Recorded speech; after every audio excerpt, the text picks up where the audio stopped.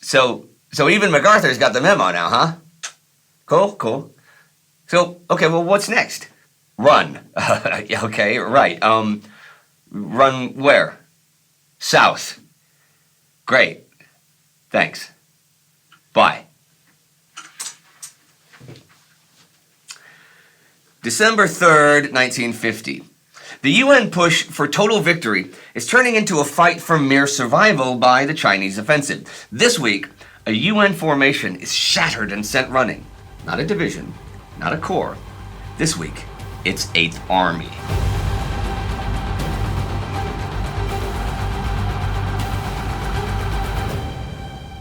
I'm Indy Neidell, and this is the Korean War. Last week, UN forces began their home by Christmas offensive, only to run into that Chinese offensive I just mentioned. Most of the line held, but the South Koreans on the right collapsed. Communist Chinese forces in the Korean East also crept up as far as the hills west of Yudam-ni, right next to the U.S. Marines in the Chosin Reservoir. And it is the situation there that I shall begin with today. The Chosin Reservoir, also called Lake Changjin, is about 65 kilometers northwest of Hamhung and is strategically important for a couple of reasons. It contains a number of hydroelectric power plants, which make up a big chunk of the North Korean power grid. And also, along the western flank of the reservoir runs an important road from Hagaru at the southern mouth of the reservoir through Yudam-ni and up to Changjin. From this road, it would be possible for U.S. 10th Corps to turn west and march toward 8th Army, linking the two separate fronts, who have been basically isolated from each other since the UN advances north of Pyongyang and Wonsan. This is what Ned Allman, 10th Corps commander, has told O.P. Smith's 1st Marine Division to try to do. Now, at the end of last week, the 5th Marine Regiment was positioned just east of the Chosin Reservoir, while 7th Marines held Yudam-ni to the west. 1st Marines guarded the main supply route to the south. 5th Marines are now ordered to join up with 7th, so the eastern sector is now under Alan McLean's 31st Regiment from U.S. 7th Infantry Division, Task Force McLean. On the 27th, the Chinese make their move. 2 divisions attack towards Yudam-ni, and 2 more cut the road between Kamiński and Hagaru. North of the reservoir, 2 more divisions join the assault, one also heading for Yudam-ni, and one pushes down the eastern side of the reservoir towards Task Force McLean. The Americans are heavily outnumbered, and they're really more of a series of garrisons here than anything else. The Chinese easily cut between pockets of Marines, cutting them off from one another and surrounding them. Now, the relationship between Marine Commander Smith and Corps Commander Allman is strained at best, as we've seen, and the developing situation at the reservoir strains it further. See, Smith has been forced to commit those 2 regiments at Yudam-ni for Allman's planned attack, leaving only Chesty Puller's 1st Marines to guard the supply route. 10th Corps had correctly perceived that the junction at the base of the Chosin Reservoir was a vital position which must be held in strength. Now Allman raged, why had Smith left so few men to defend it? The Marine answered, he could never have pursued Allman's cherished advance from Yudam-ni with less than 2 regiments. Smith was furious that even now, Allman was unwilling to recognize the urgency of their plight and call off his offensive. The situation is desperate already. The Marines at Yudam-ni now have 4 full Chinese divisions between themselves and safety. But if the men at Hagaru lose the town, then the fight would be for nothing anyway. The Chinese begin their attack at Yudam-ni the night of the 27th. Their tactics are similar to what we've seen in the West. Small assault groups making strong attacks against weak parts of the line to flood through and wreak havoc behind the enemy. The Marines are more alert to the threat than other U.S. units have been so far, though, and manage to use the Chinese tactics to their own advantage. Companies and platoons in close proximity support each other, and when a Chinese breakthrough occurs, they do not panic. Marines on both flanks simply turn their weapons and fire into the Chinese from the sides, creating a killing zone, causing heavy casualties and forcing the Chinese to retreat. Captain Phillips, who had carried ammunition to Yancey's platoon during the night, and who had said again and again, "You're doing okay, men, you're doing okay," took a bayoneted rifle and ran out to the front of Yancey's line. "This is Easy Company," Walt Phillips said. "Easy Company holds here." He thrust the bayonet deep into the snowy ground. The rifle butt swayed back and forth in the cold wind, a marker of defiance, a flag to stand by.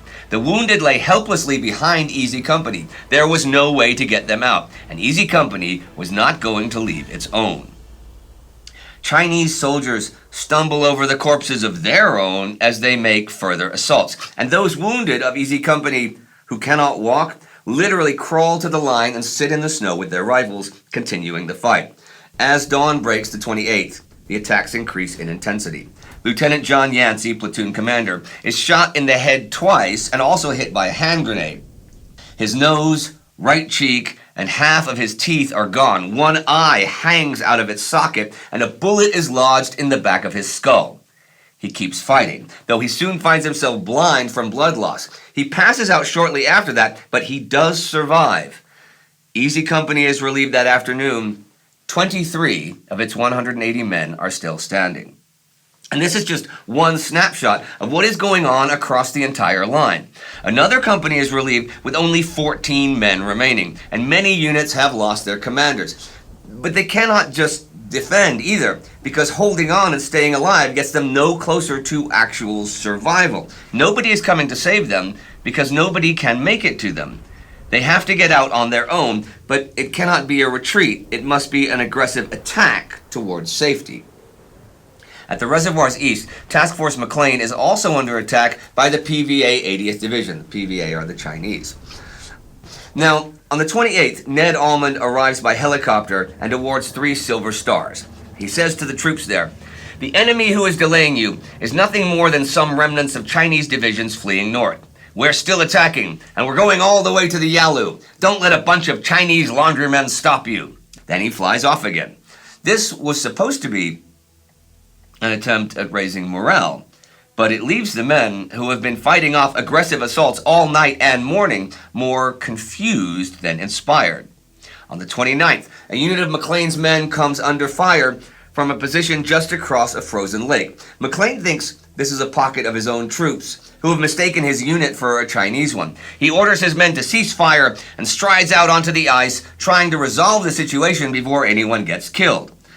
They are not his troops. McLean is shot 4 times, and his body is dragged off by the Chinese. Colonel Don Faith, now the ranking officer in the unit, and actually one of those Silver Star recipients, takes command and redesignates the force Task Force Faith. On December 1st, Task Force Faith fights its way south towards Hagaru, hoping to join up with the Marines there and break out. They are harassed constantly by Chinese ambushes, and Faith himself is hit by grenade shrapnel. He's loaded into a truck, and they try to push through the Chinese roadblocks. Faith is then hit a second time, this time fatally. He has been in command for less than 2 days. The loss of all leadership causes the Americans to break. They sprint as fast as they can across the ice towards Hagaru, the most direct route possible. The Chinese actually hold their fire for the most part, allowing the Americans to escape. And down at the southern entrance to the reservoir, 1st Marines fight to keep the road open. They get a little more lead time than the Marines at Yudam-ni, and they use it wisely. An airstrip has been in construction southwest of Hagaru since before the Chinese attack started, and it is now obvious that it must be completed to evacuate wounded before the rest of the Marines can fight their way out of the reservoir. Thing is, southwest is where the main Chinese attack is expected to come from. 3rd Battalion sets up most of its force ahead of the airstrip, with a smaller defensive line around the town, expecting the Chinese to try to circle around and surround them. They do, and attacks begin the night of the 28th and the morning of the 29th by Liao Chenchao's 58th Division. Chinese assault groups attempt infiltration assaults, which the Marines handle fairly well. Hagaru's importance is becoming ever more apparent if Almond wants to get the Marines out of the reservoir alive. The work on the airstrip goes ahead, with fighting so close the engineers can hear the gunfire. O.P. Smith has created a force from units in Koto-ri, south of Hagaru, and orders them to run the gauntlet north and break in to assist the defenders. This is Task Force Drysdale under Lieutenant Colonel Douglas Drysdale, commander of 41 Independent Commando Royal Marines. It is composed of 235 Royal Marines and a mix of U.S. Marines and infantry, totaling 922 men. They are heavily outnumbered, and their route is dangerous. The Chinese 60th Division is close by and controls both sides of the road. But Task Force Drysdale doesn't need to defeat them, just get past them. The task force jumps off at 9:30 a.m. on the 29th, spearheaded by the Royal Marines. They advance 2 kilometers before encountering stiff enemy resistance, and by noon, progress has been halted. An hour later, Chesty Puller makes 2 tank platoons available to Drysdale and sends them up the road to join them. They get the advance moving again around 2 in the afternoon, but by 4:15, Drysdale has only made it about 6 of the 16 kilometers to Hagaru. He radios O.P. Smith and asks if he should keep pushing or return to Kunu-ri. Smith tells him he needs every man he can get in Hagaru. The advance continues. About 10 p.m., they are ambushed in the dark by the Chinese in a short valley about 1.5 kilometers long. One of the trucks in the middle of the column is hit and catches fire. The Chinese then focus their fire on and around this truck to prevent it being pushed off the road, effectively cutting Task Force Drysdale in half. Most of the American infantry at the rear of the column heads back towards Kunu-ri, not keen on facing the Chinese at night. The Marines fight on. They exchanged desultory fire with the enemy around them until, about 1 a.m., an officer ran up and urged them to join him in an effort to break out. They collected some ammunition and grenades and began to work their way across open ground. Condron was appalled to pass an American in agony by the roadside, on fire from burning phosphorus, screaming for someone to shoot him. Before you ask, neither Tom nor I know what happened to that unfortunate Marine. Condron, though, a Royal Marine, fights his way out with a handful of Brits and Americans, only to then be captured by the Chinese. About 40 other Marines that are still stuck in the valley as dawn arrives are also forced to surrender. By this time, Drysdale and the leading elements of his force have long since exited the valley to the north and continue the push towards Hagaru. Drysdale himself is wounded, and what's left of his force is attacked repeatedly the 30th, but late that day, they finally reach Hagaru. The armor came first, smashing headlong through the defending American roadblock, crushing a jeep. The British, according to one of the Marines manning the road position, appeared looking more like a raiding party than a military unit. "Don't shoot, Yank!" Colonel Drysdale himself was slightly wounded by a grenade fragment in the arm, and less than 100 of his Royal Marines were still behind him. "I never thought I should be so glad to see an American," said Lieutenant Peter Thomas Riley. Drysdale's force took over 30% casualties and lost half their vehicles, but they made it. And the lifeline for the American troops in the reservoir is a little less tenuous. The next day, December 1st, the Marines at Yudam-ni begin their drive south. The 5th and 7th Marines have shrunk their perimeter and managed to concentrate their forces together. All supplies that cannot be brought with them are destroyed. They move off at 9 a.m. The main group fights its way down the road, while smaller ones fight cross-country, pushing Chinese troops off of hills and ridges that overlook the retreat. The temperature is now down to a brutal minus 27 degrees Celsius, but with plenty of air support, they do make good ground. Today, the 3rd, British commandos supported by tanks push northwest out of Hagaru to meet the Marines and guide them in. The 2 regiments of Marines have suffered around 1,500 casualties. Survivors of Task Force Faith have also been arriving across the frozen waters of the reservoir. Of the 2,500 troops of the task force, just over 1,000 make it to Hagaru, most of them wounded, and only 385 of them actually able to fight. All told, Task Force Faith has suffered a casualty rate of nearly 95%. What's left of the UN forces in the reservoir will make a bid to escape next week. While a lot of this is happening, UN Forces Commander Douglas MacArthur hosts both 8th Army Commander Walton Walker and Ned Almond at his headquarters in Tokyo for an emergency meeting. This is a 4-hour meeting starting at 10 p.m. on the 28th. Walker once again urges MacArthur to allow retreat to a line just north of Pyongyang. And although MacArthur continues to underestimate the Chinese threat, at this point, he simply has to agree to Walker's wishes. Almond still thinks a determined attack by his corps can seize the initiative. MacArthur isn't opposed to this, but wants to secure 10th Corps' safety first. He orders Almond to consolidate around the Hamhung-Hungnam area. He then poses an open question. What can 10th Corps physically do to take pressure off of 8th Army? If there was one symbolic moment that reflected how disconnected the Daiichi headquarters was from the battlefield, it took place at that meeting when Pinky Wright, who was the acting G3 for MacArthur, suggested, in the midst of this crisis, that the American Army's 3rd Division, relatively new in the country and essentially used as a reserve so far by Almond, set out to cross the Taybacks and link up with Walker's force. It was a truly astonishing suggestion. Wright is suggesting that 3rd Division march across a near impassable mountain range into a region crawling with Chinese troops in minus 20-degree temperatures. MacArthur seems to respond with curiosity to the idea before it is shut down quickly by Almond and Walker, a rare moment of agreement between the two. But before Walker gets back from the meeting, 8th Army is actually already in retreat. The situation on the ground is, in fact, deteriorating so quickly that Walker's staff cannot wait for the outcome of the meeting, and they have ordered the retreat to prevent collapse.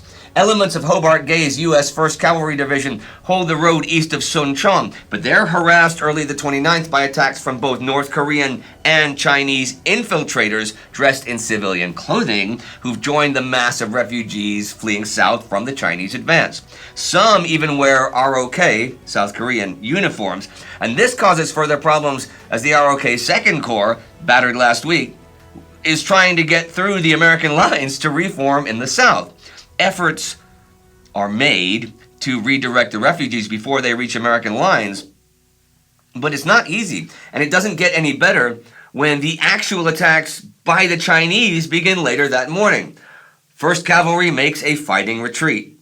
U.S. 1st Corps actually manages to retreat more or less without incident. The Chinese shadow them and pepper them with small arms fire, but do not launch a serious assault.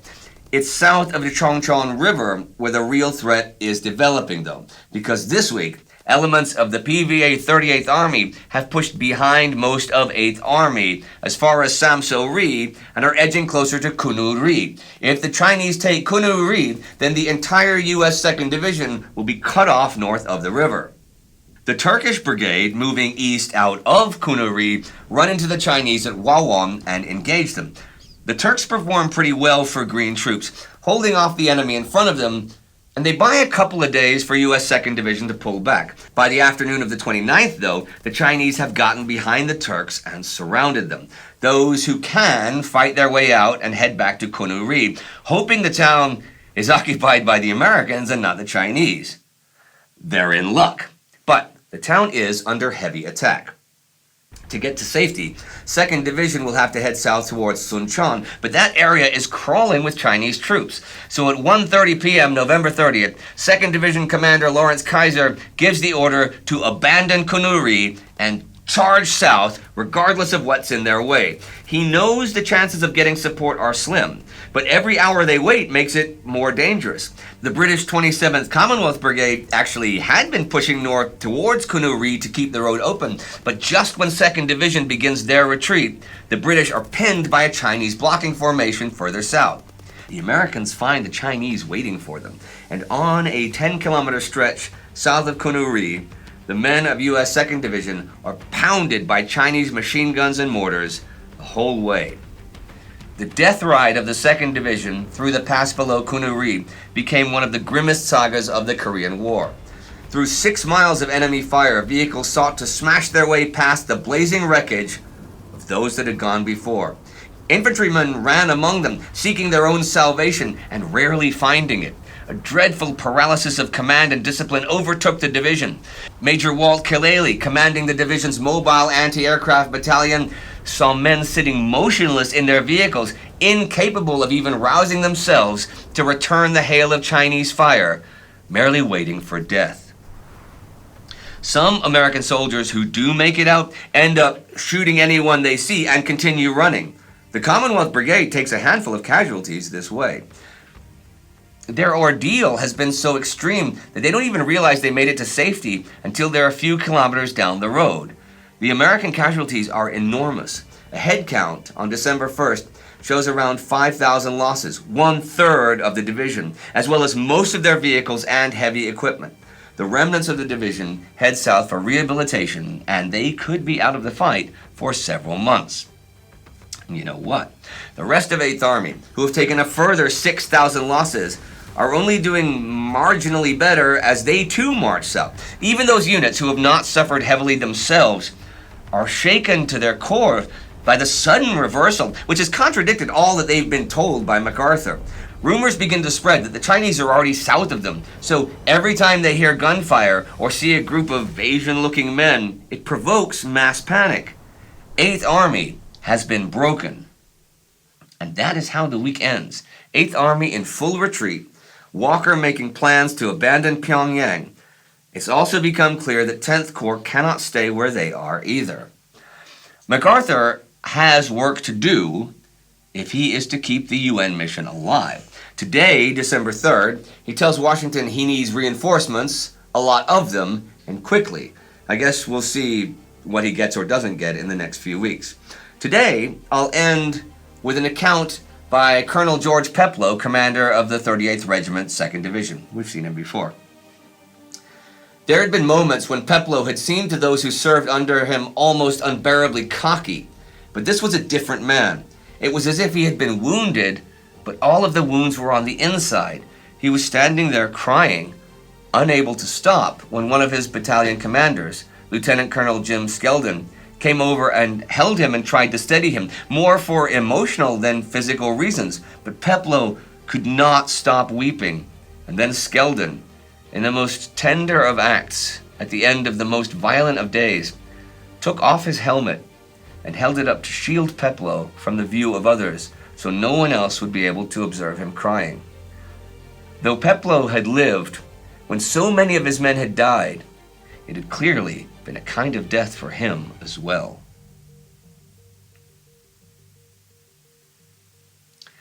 Tough times for the UN forces. What a reversal of fortune. And hey, if you want to see another tough time for the Americans, a few years ago we did a 5-hour miniseries, Pearl Harbor Minute by Minute, which you can see right here in a little bit. It is the Time Goes Army that allows us to make this show. You will never see these weekly episodes sponsored by anyone. So to keep this going, join the Army at timeghost.tv or patreon.com. John Probst is the Army Member of the Week, and these are the newest commissioned officers. Do not forget to subscribe. See you next time.